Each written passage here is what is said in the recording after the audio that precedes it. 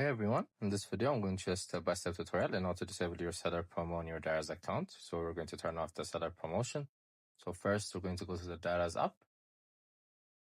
As you guys have been following, we have enabled the seller promo in the previous videos.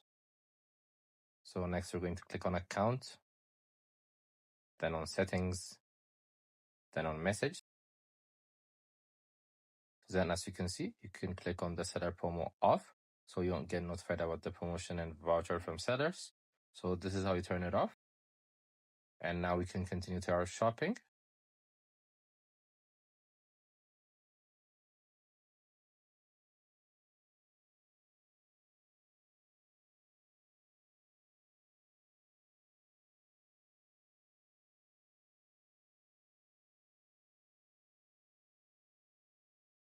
I hope you guys liked this video. Subscribe for more, like for more, share for more.